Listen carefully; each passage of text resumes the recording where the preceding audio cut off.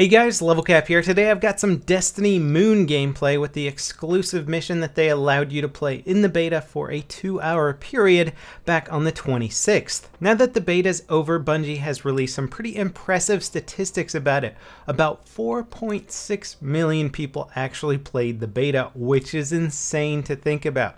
Granted, it was free to play and anybody could play on the last few days, which I'm sure increased the numbers quite significantly, but still, overall, as a number for a beta, that's pretty much unheard of. Now, what I'd like to talk about today is the overall beta experience, what I'm expecting from the final game, and why I think Destiny is going to be such a huge freaking title. And the first thing I'd like to address is the production quality of this game. We've all heard rumors about what the actual budget is for Destiny. People have thrown around numbers like $500 million.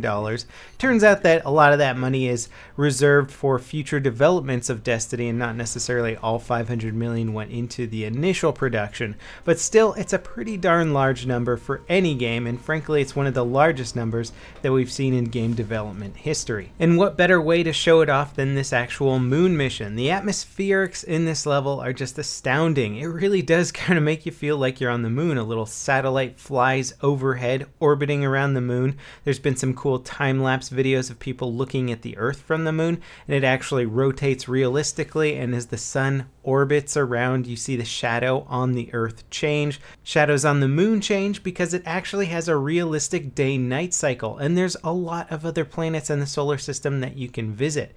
Mars, Venus, Mercury, potentially Jupiter, although I would imagine maybe some of the moons of Jupiter. And each of these planets is going to have their own campaigns, their own series of missions, and even raid-style missions, not to mention multiplayer maps are going to take place on these other planets. And just looking at the atmospherics right now, they've developed these stations and particle accelerators and things going on the moon that look like something that humanity might develop in the not-too-distant future.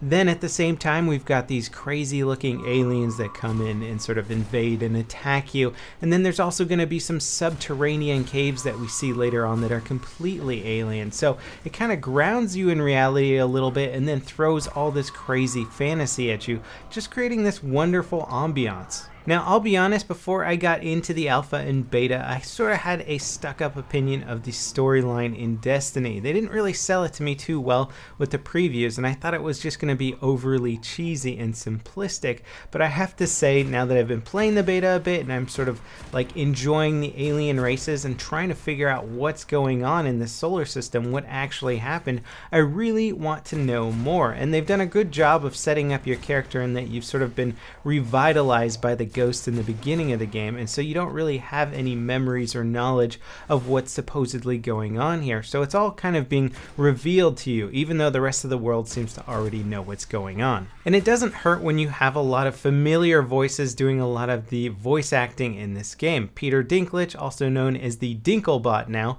plays the little ghost that flies around and sort of tells you what to do and opens doors for you and that sort of thing. There's also a lot of other cool actors like Nathan Fillion, Lance Reddick, and Gina Torres from some pretty popular series out there that I'm very excited to see more of their roles in the actual game. Now, if you've been following Destiny news like a hawk as I have been, you'll notice that IGN has been getting some pretty cool exclusive content. They've been getting videos of what top level characters look like. They've been showing off their gear and abilities, and I gotta say the top level gear in this game is very cool. Not only does it make your character stand out and look very unique, I mean, you're gonna be able to recognize certain types of gear and armor just from somebody running past you in the game, but they also add abilities like being able to combine and add extra abilities to some of your superpowers, which is going to be very cool and things that you can't do with just your skills alone. This has led to a lot of theory crafting out there about which skill combinations are going to be the best for PvP, which are going to be the best for PvE, which character is going to be the best for PvP, like which subclass is going to be the best.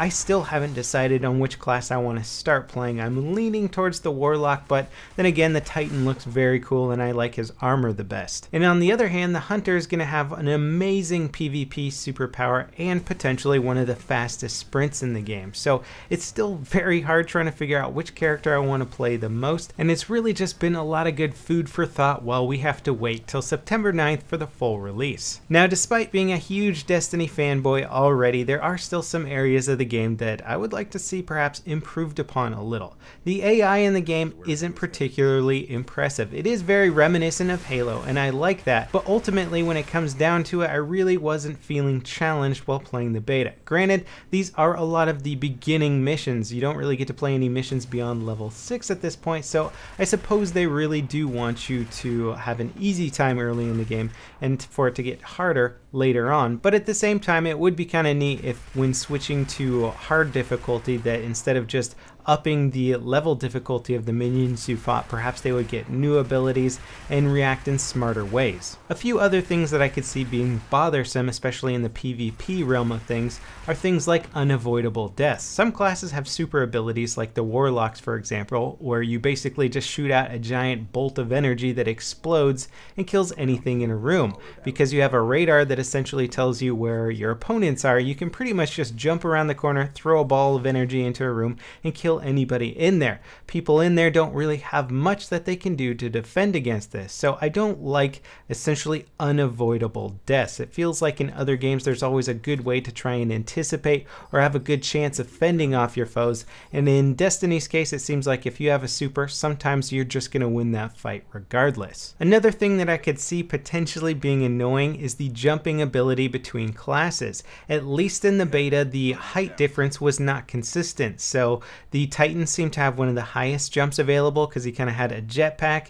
The Hunter had a quicker jump. The Warlock had this weird glide thing where he supposedly could get the most distance out of it, but not the most height. I could see this being an issue for getting up to high to reach places in PvP. Certain classes might be the only classes that can get up to certain nooks and crannies, and I could see that being slightly annoying, especially if there's an area that I want to get to, but I didn't pick the right class. Obviously, a lot of this is speculation, but I still see this as being a very big decision when deciding what class that I want to play in PvP. Whichever one has the best jump could be a very big deciding factor. Also, the PvP lag in this game was pretty bad. Some of the shots that you take on players just don't register until way later. I'm talking 1 or 2 seconds after you actually take the shot. So it would be nice to see Destiny making sure that the netcode and the lag and stuff like that is really looked into for the final version of the game. Some of the vehicles were quite overpowered, I think, especially in the moon map in the beta, but Bungie has already confirmed that they are looking into nerfing these vehicles for the final game. And if I'm gonna be nitpicky at this point, I will say for being one of the most modern first-person shooters that we're gonna see on any console for quite a while, it would be nice to see a little bit more destructibility in the environment. I even remember Halo games having a little bit more destruction in the environment with explosive crates and all that sort of thing. Destiny certainly seems to be on the frivolous side when it comes to things that go boom in this game. Now honestly, that's a pretty tame list for things that I'm not 100% happy with, especially in regards to a game's beta. So I think Destiny really is going to shape up to be an excellent game at launch. Even if it is the exact same quality as the beta, it's still going to be a lot of fun to play. One of my favorite things about the PvP is the Iron Banner Arena, where it allows you to take in your own custom gear. It's basically going to have all the exact stats that you have while playing the PvE version of the game and pitting that gear and your skills against other players. This is a really cool way of playing the game, and it's basically going to mean that anything that you find in the single player version of the game is going to carry over its awesome stats into the PvP element, provided that you are playing the Iron Banner version of the arena. Recently, Destiny has unveiled more information about the raiding system in this game, especially some of the higher level stuff. You're going to need to group up with 5 other players, so you're going to need a total group of 6 people, and this actually will not be available for just the casual players. You can't just go looking for a group in lobby or something like that, group up with some randoms and go play it. you can only do this with people that are apparently on your friends list. So you're going to need to have at least 5 friends that are decently good at the game and that can communicate to play this version of the game, the raids. And apparently there's going to be a lot of good gear and things available here. This has been a little bit controversial because I know a lot of people out there that are like, I'm not going to have this many friends that are going to be playing Destiny, so essentially it's going to mean that you're going to have to get out there and make some more friends that play Destiny so that you can get your raid on. It sounds like a cool concept. I really hope it doesn't backfire, especially for the younger people who are going to be playing the game, because as a gamer who started off very young, sometimes it can be really hard to get into that higher, more elite class of group when you are a young person because, you know, you're a slightly more immature person and the older guys don't want you hanging around. Anyway, that wraps it up for my final thoughts on the Destiny beta. I can't wait to play this game. Let me know in the comments which class you want me to play with first and why. I would love to hear your opinions because I'm still trying to make up my mind.